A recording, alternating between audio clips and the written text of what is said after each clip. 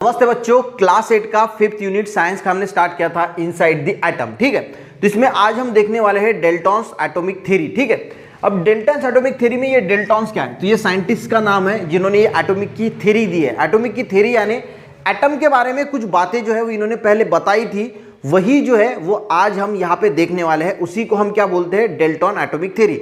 ये क्लियर हो गया। अब 6 बातें जो है वो एटम के बारे में इन्होंने बताई थी, कुछ सही साबित हुई, बाद में कुछ गलत साबित हुई। तो सबसे पहले हम इसको एक एक करके देखेंगे। बहुत सिंपल है, ज़्यादा डिफिकल्ट नहीं है, सिर्फ आप इसको अच्छी तरीके से समझ लीजिए। सबसे पहले देखिए इन्होंने क्या बोला है, all matter is made up of very tiny particles called atom. कोई भी मैटर है, ठीक है, कोई भी चीज है, अगर ये पेन की भी अगर हम बात करें, कोई भी मैटर है दुनिया में, कोई भी मैटर है, वो किससे बना है, छोटे छोटे एटम्स से बना है। ये बात क्लियर हो गई। अगर मान के चलो, देखिए एक एग्जांपल लेता हूं मैं, बूंदी का लाड़ू होता है, ठीक है, बूंदी का लाड़ू। अब बूंदी का लाड़ू जो होता है वो छोटे एक बूंदी होती है, उसमें एक कण होता है बूंदी का, एक बूंदी निकाली जाती है और उसका फिर लाड़ू बनाया जाता है।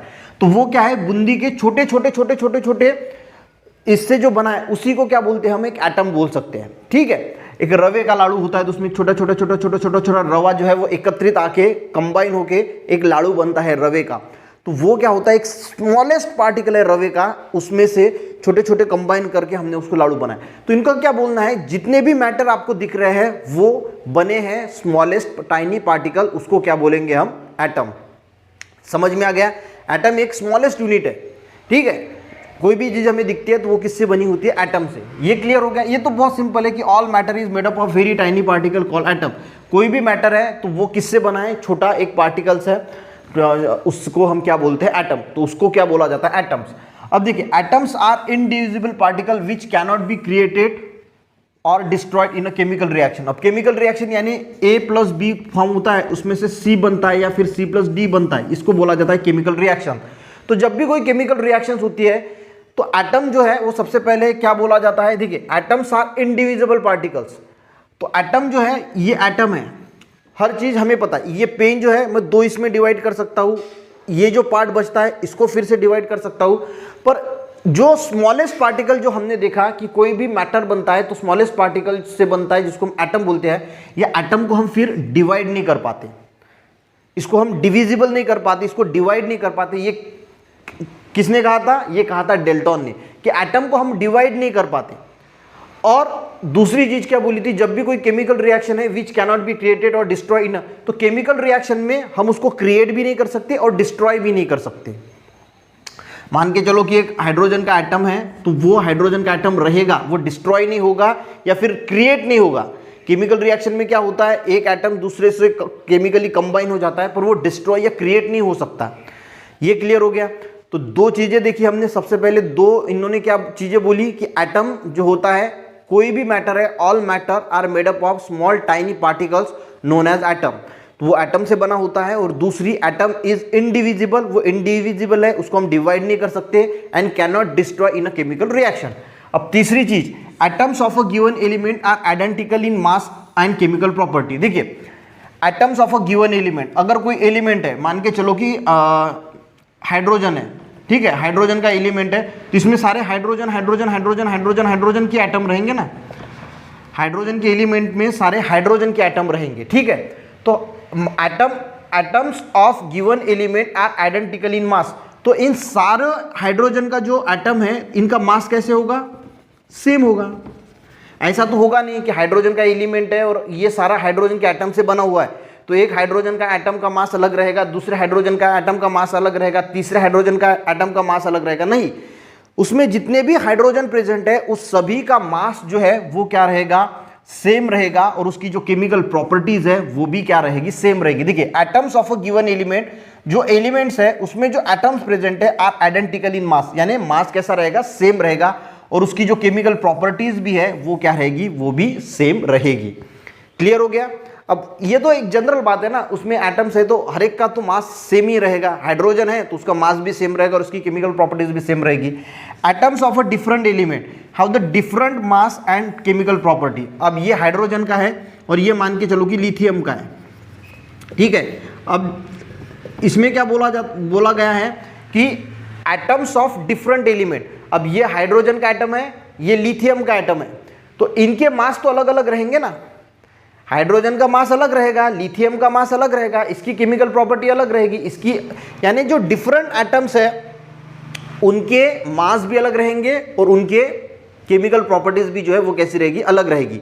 अगर एटम सेम है तो सेम एटम्स का मास भी सेम रहेगा, केमिकल प्रॉपर्टीज भी सेम रहेगी, पर एटम अगर डिफरेंट है तो उनका मास भी डिफरेंट रहेगा और केमिकल प्रॉपर्टीज भी डिफरेंट रहेगी। ये दोनों जो है वो कंबाइन में है, ठीक है। तो ये आपको ध्यान में रखने की कोशिश करना। देखिए पहला क्या बोला था डेल्टन ने कि all matter is made up of small tiny particles known as atom. कोई भी मैटर है वो छोटे छोटे जो है वो टाइनी पार्टिकल से बनते हैं, उनको हम क्या बोलते हैं, एटम्स बोलते हैं। दूसरी चीज क्या बोली, दूसरी चीज बोली कि जो एटम्स होता है वो इनडिविजिबल होता है, डिवाइड नहीं कर सकते, एंड कैनॉट बी क्रिएटेड और destroy in chemical reaction. Chemical reactions में हम उसको क्रिएट भी नहीं कर सकते और डिस्ट्रॉय भी नहीं कर सकते।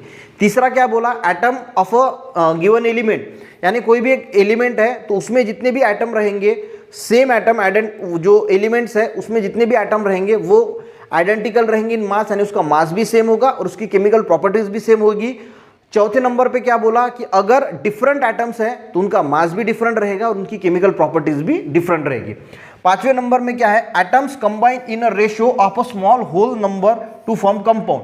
अब देखिए कल के लेक्चर में हमने कंपाउंड देखा था, क्या है, अगर डिफरेंट एटम्स कंबाइन होते हैं, मान के चलो कि ये कार्बन है और ये ऑक्सीजन है, दो ऑक्सीजन है, इसमें से क्या बना, CO2 यानी कार्बन डाइऑक्साइड बना। अब इनका क्या बोलना है कि जब भी कोई कंपाउंड फॉर्म होता है, atoms combine in a ratio, तो रेशो में कंबाइन हो रहा है, एक कार्बन दो ऑक्सीजन, ये क्या हो रहा है, इनका रेशो है एक कार्बन और दो ऑक्सीजन, ठीक है। Atoms combine in a ratio of small whole number, ये होल नंबर में कंबाइन होते हैं। जब कोई कंपाउंड फॉर्म होता है तो ये होल नंबर में जो है ये जो है वो होल नंबर में जो है वो होते हैं। होल नंबर यानी एक है, ये दो, फ्रैक्शन में नहीं है, ऐसा है कि 1.2 कार्बन है और 2.3 ऑक्सीजन है, ऐसा नहीं है।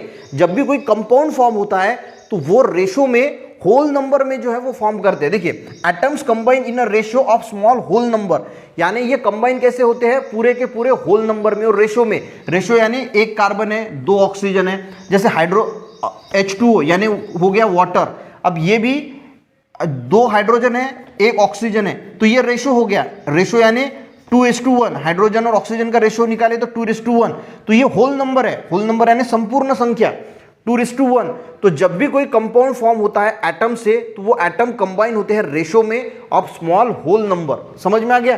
तो रेशो में, होल नंबर के रेशो में जो है वो फॉर्म होते हैं, होल नंबर के रेशो में। होल नंबर यानी इस प्रकार का 2:1, 3:1, 1:3। अमोनिया है जैसे NH3, तो ये एक नाइट्रोजन और 3 हाइड्रोजन, तो ये रेशो है, रेशो कैसा है, होल नंबर का रेशो है, तो उसमें ये फॉर्म होते हैं। कंपाउंड जब भी बनाते हैं तो atoms combine in a ratio of small whole number to form a compound, समझ में आ गया। और नेक्स्ट है 5 कौन कौन से देखे, पहला था कि स्मॉलेस्ट पार्टिकल कौन सा होता है, all matter are made up of tiny particles known as a atom.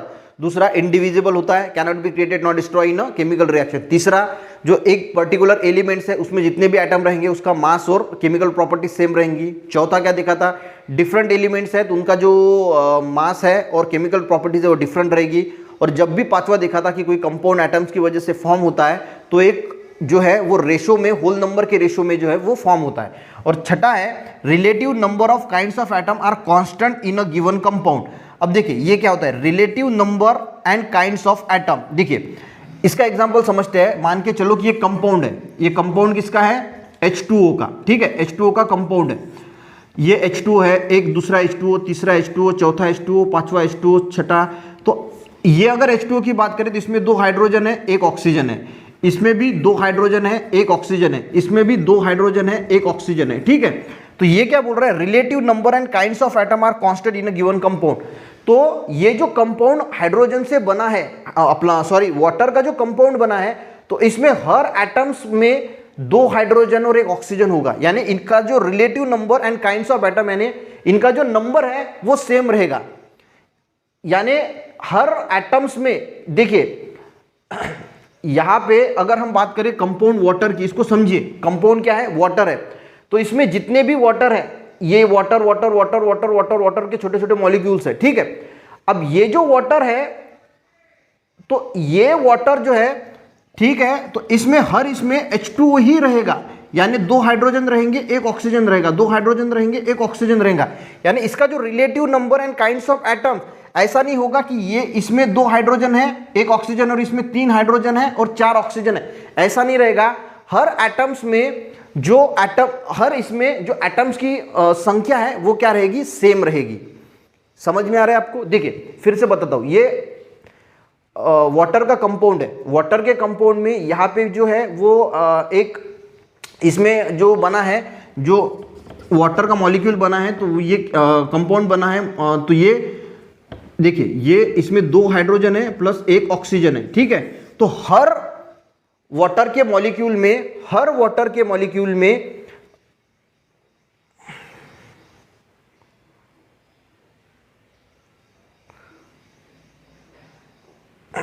तो हर वाटर के मॉलिक्यूल में क्या रहेगा, 2 हाइड्रोजन रहेंगे और 1 ऑक्सीजन रहेगा। क्लियर है आपको? 2 हाइड्रोजन रहेगा 1 ऑक्सीजन, यानी वो जो नंबर है वो सेम रहेगा। एंड काइंड्स ऑफ एटम, यानी काइंड्स ऑफ एटम यानी हर इसमें हाइड्रोजन और ऑक्सीजन ही रहेगा। ऐसा नहीं रहेगा कि एक हाइड्रोजन ऑक्सीजन है और दूसरा कार्बन ऑक्सीजन है। हर एटम सेम रहेगा, यानी हाइड्रोजन और कार्बन ही रहेगा और उसकी संख्या भी सेम रहेगी, यानी 2 हाइड्रोजन और 1 ऑक्सीजन ही रहेगा, यानी उसकी संख्या भी सेम रहेगी और एटम्स भी सेम रहेंगे, यानी हाइड्रोजन और ऑक्सीजन ही रहेंगे। अगर मान के चलो कि मैं दूसरा एग्जांपल लेता हूं, यहां पे ये कार्बन डाइऑक्साइड है, ठीक है, कार्बन डाइऑक्साइड का कंपाउंड है, तो इसमें जो मॉलिक्यूल्स है कार्बन डाइऑक्साइड के, तो इस मॉलिक्यूल्स में कार्बन और ऑक्सीजन ही रहेंगे और इसकी जो संख्या है 1 कार्बन और 2 ऑक्सीजन ही रहेंगे हर मॉलिक्यूल्स में, ठीक है। और इसके बाद अगर हम बात करें तो कार्बन और काइंड्स ऑफ एटम, यानी काइंड्स ऑफ एटम यानी कार्बन और ऑक्सीजन ही रहेगा। ऐसा नहीं रहेगा कि कार्बन डाइऑक्साइड का कंपाउंड है इसमें हाइड्रोजन है, ऐसा नहीं रहेगा।